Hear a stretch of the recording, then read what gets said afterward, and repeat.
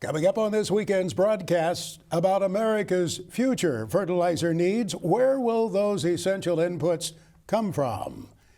Hello, everyone. We welcome you to this weekend's broadcast. Mr. Pearson is alongside me here, and we were together earlier in the week. We were indeed in Washington, D.C. at the gathering for the National Association of Farm Broadcasters. And Max, I learned a lot in D.C. We heard a lot from current federal officials and some former ones, too, including a key trade negotiator from a previous administration, Gregg Doud, who says, for one thing, we need to make sure that we take care of ourselves in the future in terms of fertilizer supplies. Absolutely, and I think it's in terms of not just what comes from Russia in terms of urea, but also what comes from China in terms of phosphorus. And I think, we have to keep in mind that a lot of the problems that we had in these supply chains in fertilizer began last August and September with the blackouts in China.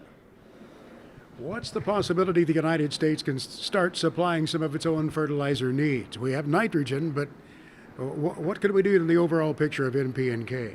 Well, I think the K is the difficult conversation.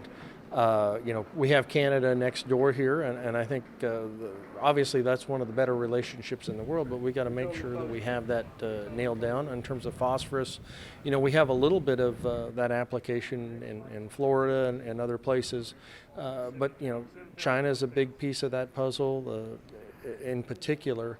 And I think China, India, Brazil, Russia, they're all going to be working to make sure their own producers have a secure supply of fertilizer. And, this is a conversation that we need to have from a national security standpoint in the United States as well.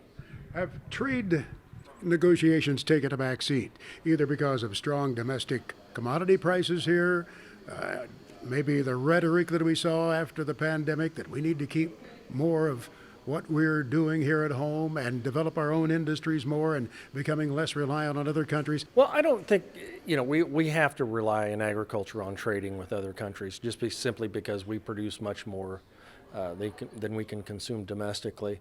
But I do think from a policy in Washington standpoint, the challenge is we don't have trade promotion authority. It is expired. No country is going to negotiate with us in good faith without it, because this, as it stands now, whatever deal the executive branch would cut, Congress could completely renegotiate, and no country is going to enter into a conversation with us under those kinds of circumstances.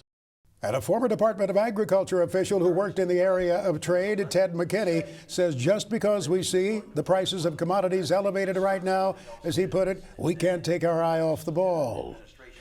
I think if anything, it's a lesson that you can't take for granted the situations, the normal trade flows you've experienced. I mean, this may play out in a very draconian way with respect to inputs like fertilizer, for example, or, for example, a fair amount of corn and an even larger percentage of wheat, hard red winter wheat, which is the bread product, is produced there. And you take away a third of the world's supply of hard red winter wheat, and you've got some issues to deal with. Maybe not in the U.S., so we better be attuned to our neighbors in the Middle East, in Africa, and elsewhere.